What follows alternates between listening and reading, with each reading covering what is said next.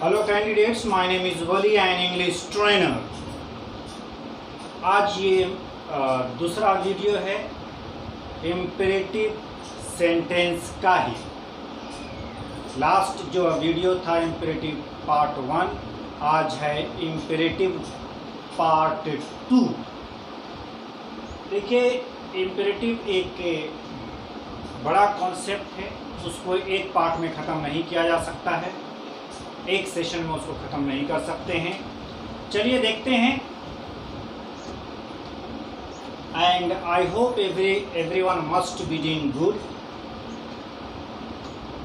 और अगर मेरे वीडियो में कोई भी ड्रॉबैक है, कमी है, तो आप मेरे को उसमें कमेंट कीजिएगा ताकि हम उस पर काम करें।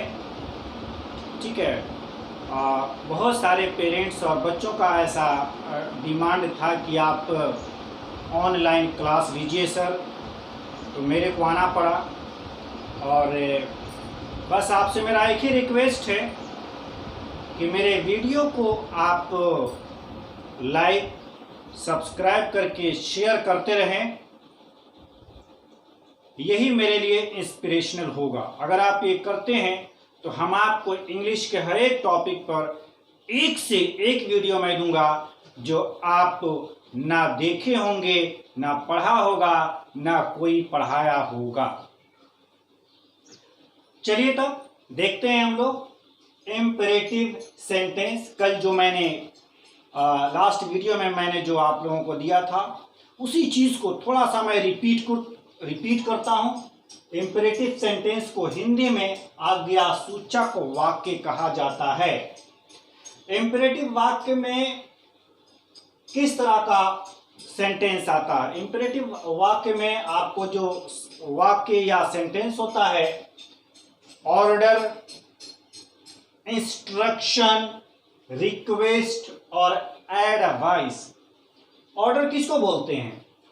ऑर्डर को हिंदी में हुक्म या आदेश बोला जाता है। इंस्ट्रक्शन को हिंदी में निर्देश बोला जाता है। रिक्वेस्ट को हिंदी में निवेदन कहा जाता है।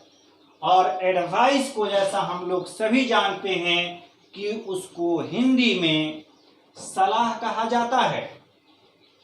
तो ऑर्डर वाला सेंटेंस कैसा होता है देखते हैं। जैसे किसी को हमें बोलना है कि इसे करो, इसे करो या करो, ये ऑर्डर है।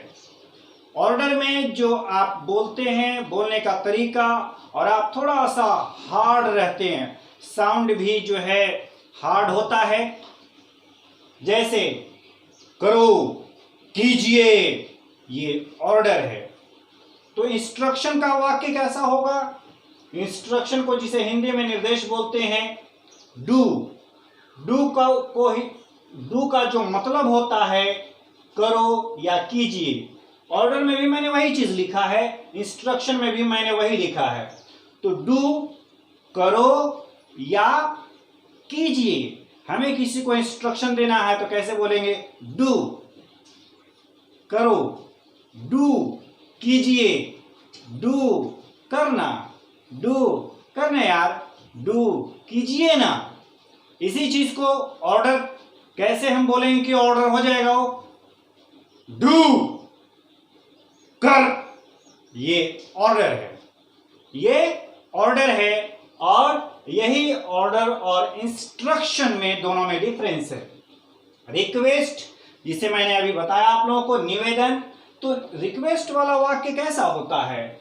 जैसे रिक्वेस्ट वाला कल मैंने बताया था आपको कि जब खुद के लिए आप किसी से मदद मांगते हैं तो वह रिक्वेस्ट में काउंट होता है, और उसमें प्लीज और काइंडली का इस्तेमाल करना जरूरी है, तभी वह रिक्वेस्ट कहलाएगा। और रिक्वेस्ट का वाक्य जिसको हम हिंदी में निवेदन बोलते हैं, देखिए यहां पर, प्लीज डू फॉर मी, खुद के लिए जब हम निवेदन करते हैं तो वो रिक्वेस्ट में काउंट होता है। लेकिन जब औरों के लिए हम मदद मांगते हैं तो वो एडवाइस में जाता है। जैसे please do for Rajan ji, कृपया राजन जी के लिए कर दीजिए। तो जब दूसरों के लिए सलाह और दूसरों के लिए जब हम बोलते हैं तो वहां पर आपको वो एडवाइस में जाएगा। ठीक है, ये तो कल हम लोगों ने देखा था, तो उसी को मैंने सोचा कि थोड़ा सा उसको एक मर्तबा आज लेकर के चलते हैं। आज का जो इंपरेटिव में हम लोग जो सेंटेंस पढ़ेंगे ये ऐसा है कि जब हम किसी को कोई काम जारी कंटिन्यू रखने के लिए कहते हैं, किसी भी इंसान को जब हम कोई काम जारी रखने के लिए बोलते हैं तब वहां पर कैसे बोलेंगे, क्योंकि ये भी इंपरेटिव का ही पार्ट है। किसी को कुछ भी बोलना, काम करने के लिए, कार्य करने के लिए, वो इंपरेटिव में ही काउंट होता है। तो इंपरेटिव का एक दूसरे कैटेगरी का सेंटेंस देखिए।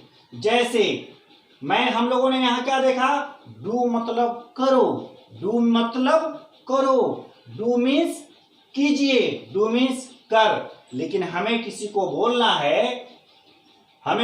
बोलना है, अच्छा उसी चीज को फिर मैंने यहां पर लिखा है, कीजिए, करो, कर, करना, कीजिए ना, इसको इंग्लिश में बोला जाता है do. Guys please pay attention, this is a very important, है ना। डू का मीनिंग क्या होता है?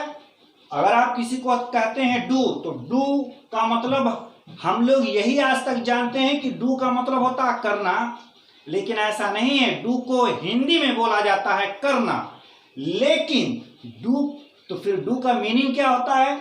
यही होता है, डू का मीनिंग या मतलब कीजिए। किसी को भी आपको बोलना है कीजिए, तो आपको इंग्लिश में इसे आपको डू बोलना पड़ेगा।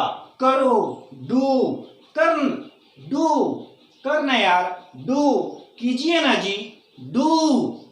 ठीक है, अच्छा, लेकिन हमें किसी भी इंसान को कोई भी काम हमें बोलना है, करते रहिए, जाते रहिए, कोई भी कार्य को, कोई भी काम को, कोई भी क्रिया को अगर आप चाहते हैं कि किसी को बोलें कि ये काम करते रहिए, जैसे जाते रहिए, बोलते रहिए, सोचते रहिए, देखते रहिए, पढ़ाई करते रहिए, किसी भी काम को, किसी को जारी रखने के लिए जब बोलना है तो उसे इंग्लिश में कैसे बोलेंगे? देखें, यहां पर मैंने लिया है करते रहिए, करते रहो, करते रहना। तो कुछ नहीं इसमें करना है हम लोगों को। कीप का मतलब होता है रहिए, और ऑन का मतलब होता है जारी, है ना। कीप का मतलब रखिए, ऑन का मतलब जारी, जारी रखिए क्या चीज को? कोई काम को। और यहां पर फोर्थ फॉर्म क्यों आ रहा है? क्योंकि वो कंटिन्यू करने के लिए हम बोल रहे हैं। जैसे गोइंग, गो का फोर्थ फॉर्म होता है गोइंग, गोइंग का मतलब जा रहा, लेकिन यहां पर कीप ऑन, अगर गोइंग होता है तो जाते रहिए। कीप ऑन का मतलब जारी रखिए, क्या रखिए? कोई भी काम को, कोई भी वर्ब का फोर्थ फॉर्म उठा करके यहां पर आप रख सकते हैं। कीप ऑन, जैसे यहां पर है करते रहिए, करना का अंग्रेजी वर्ड होता है डू, तो करते रहिए, करते रहो, करते रहना। तो कीप ऑन, डू का फोर्थ फॉर्म होता है डूइंग, डूइंग, कर, डूइंग, तो कीप ऑन डूइंग, करते रहिए। आप you people have to understand it's a difference, है ना। यहां पर है करो, यहां पर है करते रहिए। यहां पर हम केवल बोल रहे हैं किसी को कोई काम करने के लिए, और इसमें क्या है? किसी भी काम को जारी रखने के लिए जब बोला जाए तो वहां पर आपको कीप ऑन का इस्तेमाल करना है। बस यही है। कीप ऑन का मतलब कोई भी एक्शन को, कोई भी कार्य को किसी भी क्रिया को जब जारी रखने के लिए बोला जाता है तब वहां पर कीप ऑन का इस्तेमाल करना है। और उसके बाद वर्ब का फोर्थ फॉर्म, मतलब वर्ब का पहला फॉर्म में आईएनजी लगा देने पर वो फोर्थ फॉर्म कहलाता है वर्ब का। बस यही तो करना है। और अगर कुछ और हो तो लास्ट में रखेंगे, जिसको बोला जाता है ऑब्जेक्ट। ठीक है ना? तो करते रहिए, कीप ऑन डूइंग। अब इसी का निगेटिव बनाना है। करते रहिए को अगर हमें बोलना मत करते रहना, मत करते रहना, या नहीं करते रहना, या ना करते रहना, तो कैसे बोलेंगे? मत करते रहो, मत करते रहना, मत करते रहो, तो कुछ नहीं करना। मत, ना और ना, नहीं का जो इंग्लिश वर्ड होता है वो डोंट होता है, तो डोंट लगा देंगे। डोंट कहां पर लगेगा? सबसे पहले आएगा। क्यों? क्योंकि नेगेटिव वर्ड का इस्तेमाल जो यूज होता है वो वर्ब के पहले होता है। तो यहां पर देखिए ये वर्ब है, तो वर्ब के पहले ये इस्तेमाल किया गया है don't. Don't keep on doing, मत करते रहना, है ना? आपको बोला इस काम को मत करते रहना, don't keep on doing this work. बहुत ही आसान है, बस आपको कॉन्सेप्ट समझने की जरूरत है। अगर आपको एक मर्तबा कॉन्सेप्ट समझ में आ गया तो फिर मैं बताता हूं कि ये बहुत ही आसान हो जाएगा, बोलने में भी, लिखने में भी, और किसी भी तरह का आप एंट्रेंस एग्जाम यूं ही चुटकी में कर सकते हैं। चलिए, पॉजिटिव, नेगेटिव, और मैंने कल भी आपको बताया था कि इंपरेटिव में कभी भी इंट्रोगेटिव का इस्तेमाल नहीं होता है। इंपरेटिव में केवल पॉजिटिव और उसका नेगेटिव ही होता है। ठीक है ना? अब इसका मैकेनिज्म देखते हैं कि किसी भी इंसान को कोई काम करने के लिए जब बोलना तो उसका तरीका क्या। ठीक है, मैकेनिज्म जिसको हम फॉर्मेशन बोलते हैं, फॉर्मेशन भी जान लेते हैं। मैकेनिज्म जिसको बोला जाता है कीप ऑन, जारी रखिए, गो ऑन या कैरी ऑन, तीनों में से कोई सा भी इस्तेमाल आप कर सकते हैं। कीप ऑन, गो ऑन और कैरी ऑन का मतलब एक ही चीज होता है, करते रहिए, करते रहिए। क्या करते रहिए? जो यहां पर काम होगा वर्ब, है ना, जो काम है, जो एक्शन वर्ड होगा यहां पर होगा, वो कौन सा फॉर्म में होता है? फोर्थ फॉर्म में। क्यों फोर्थ फॉर्म में होगा? क्योंकि जब कोई भी काम जारी होता है, या कोई काम जारी है, या कोई काम जारी था, या कोई काम जारी रहेगा, तो वहां पर वर्ब का फोर्थ फॉर्म ही इस्तेमाल करते हैं। वर्ब का पहला फॉर्म में आईएनजी लगा करके, ठीक है, उसको वर्ब का फोर्थ फॉर्म बोलते हैं। तो कीप ऑन, गो ऑन, फिर से मैं रिपीट करता हूं, let me repeat, I repeat it, keep on, go on, carry on, तीनों का मतलब एक ही होता है। किसी को भी एक उठा करके वर्ब का फोर्थ फॉर्म, अगर और कुछ है तो लास्ट में उसको आप प्लेसमेंट कर दीजिए। ठीक है, एक चीज और मैं बता रहा हूं, कई जगह आपको ऑन नहीं मिलेगा, नहीं मिलेगा तो उससे घबराने की बात नहीं है। चाहे आप ऑन रखिए या नहीं रखिए, ग्रामर में इसका पकड़ नहीं है। ना तो बोलने में इसकी पकड़ होती है, ना लिखने में पकड़ होती है। ये फंकी इंग्लिश में चला जाता है। आप ऑन हटा देते हैं तो ये फंकी में चला जाता है। फंकी इंग्लिश इसे कहा जाता है। ये हाई लेवल का इंग्लिश में अक्सर लोग ऐसा करते हैं कि ऑन को नहीं बोलते हैं, लेकिन डिपेंड करता है सिचुएशन पर, मूड पर। ये मूड पर टोटली माना जाता है कि ऑन का इस्तेमाल करें या नहीं करें, ये टोटली आप पर है। ये अगर आप यूज करते हैं तो भी सही, नहीं यूज करते हैं तो भी सही। ग्रामर में इसका कहीं पर कोई पकड़ नहीं है। तो keep on, go on, carry on, तीनों का मतलब फिर से मैं बोल रहा हूं, तीनों का मतलब एक ही होता है। क्या? कोई भी एक्शन को जारी रखने के लिए किसी को भी बोलना हो तो तीनों में से कोई सा भी एक उठाइए, और जो काम उनको आप बोलते हैं जारी रखने के लिए वो यहां पर कीजिए। जैसे में एग्जाम्पल के तौर पर देखिए, आप लोग सोचते रहो, ठीक है ना। सोचने, हम ये नहीं बोल रहे हैं कि सोचो।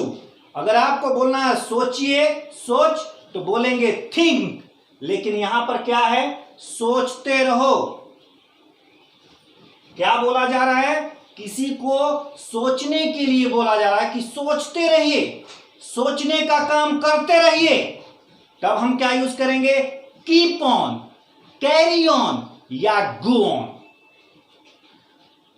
सोचते रहो, यहां पर बना करके दिखा दिया गया है, कीप ऑन थिंकिंग। आप ऐसे भी बोल सकते हैं, कीप थिंकिंग, सोचते रहिए, कीप थिंकिंग, सोचते रहिए, ठीक है ना। इसको नेगेटिव में बोलना, मत सोचते रहना, मत सोचते रहना, केवल डोंट लगा देंगे, डोंट कीप ऑन थिंकिंग।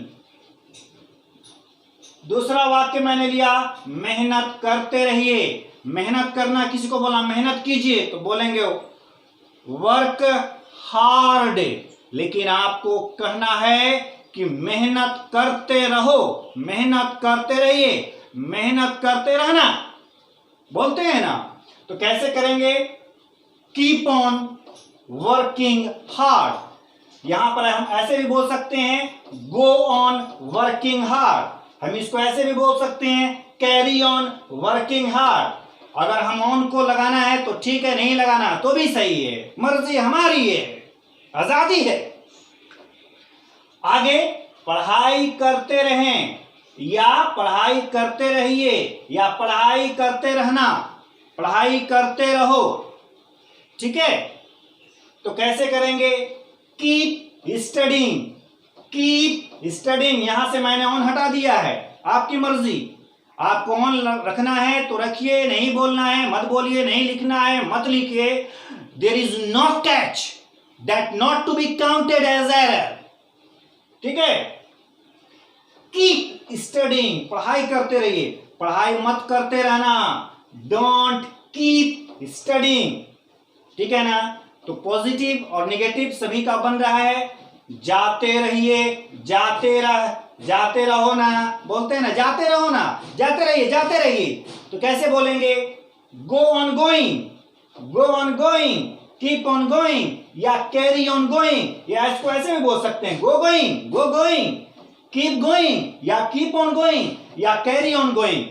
इसका नेगेटिव कैसे होगा? मत जाते रहो, मत जाते रहना, हाँ? कैसे बोलेंगे? कैसे होता है? According to the mechanism, according to formation, this is formation which has to be kept in the mind, ठीक है ना। जाते रहिए, गो ऑन गोइंग, मत जाते रहना, डोंट गो ऑन गोइंग या डोंट गो गोइंग। बहुत ही आसान है, बस हमें कॉन्सेप्ट जानने की जरूरत है। हम कहते हैं ना, इंग्लिश में देखिए, थोड़ा सा मैं आप लोगों को और बताता हूं।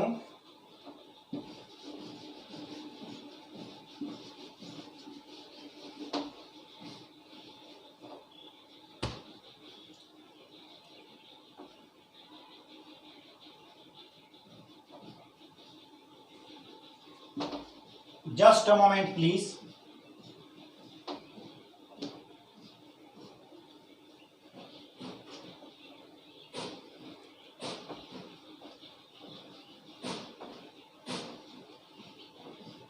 कोई भी वीडियो शॉर्ट में अगर बना हुआ है, छोटा सा वीडियो किसी भी टॉपिक पर है, तो उस पर आप नहीं जाएं, ठीक है। क्योंकि शॉर्ट में जो आपको मिलेगा, आपको तो अच्छा लगता है, चलो 4 मिनट 5 मिनट का वीडियो देख लो और देख करके निकल जाइएगा, उससे आपका लॉजिक क्लियर नहीं होता है और आपको हमेशा वो समस्या में डाले। तो जो चीज़ भी पढ़ें, डिटेल में पढ़ें, उसका लॉजिक समझें। अगर लॉजिक समझ में आ जाता है तो फिर आप आसानी से बोल भी सकते हैं, लिख भी सकते हैं, और जहाँ पर ज़रूरत हो वहाँ पर आप क्लास दे भी सकते हैं। तो जैसे मैं बता रहा था आपको कि गोइंग का मतलब, just a moment please, I am so sorry. Going का मतलब जा रहा, गोइंग मीन्स जा रहा, गोइंग जा रहा। एक्शन क्या है? कंटिन्यू है, जा रहा बताने के लिए इस्तेमाल कर रहे हैं, कि बोलने के लिए नहीं। कोई इंसान जा रहा है तो क्या बोलेंगे? जा रहा है, तो बोलेंगे गोइंग, है ना। इसी में अगर आपको बोलना है कि जाने का काम जारी रखिए तो क्या लगाएंगे, कीप ऑन गोइंग। आप जारी रखने के लिए बोल रहे हैं, इस कोई काम जारी रखने के लिए, कंटिन्यू करने के लिए, इसलिए यहां पर गोइंग है फोर्थ फॉर्म, और कीप ऑन ये आपको रखिए, क्या रखिए, जारी, क्या चीज को, इस काम को। तो जितना भी इस तरह से आप हजारों सेंटेंस, लाखों सेंटेंस आप बोल सकते हैं अगर आपको कॉन्सेप्ट आ गया है तो। अगर आपको एक बार में समझ में नहीं आता वीडियो को तो दोबारा देखें, तीसरी बार देखें, चौथी बार देखें, और अगर आप चाहते हैं कि इसमें कुछ मॉडिफिकेशन हो हमारे टीचिंग स्टाइल में, then please give me feedback, I will be working on that. ठीक है, तो इंपरेटिव पार्ट का वीडियो 2 के लिए इतना ही रखते हैं। लेकिन जाने से पहले मेरा आपसे रिक्वेस्ट वही है, जैसे मैंने आपसे रिक्वेस्ट किया था, बार बार बोलने में मज़ा भी नहीं आता है, बस आप लाइक सब्सक्राइब करके शेयर करते रहें, जिससे कि मेरे को भी पढ़ाने में मज़ा आए, जुनून आए, तो मैं इंग्लिश के सभी टॉपिक पर आपको वीडियो बना करके दे सकूं। तब तक के लिए बाय बाय।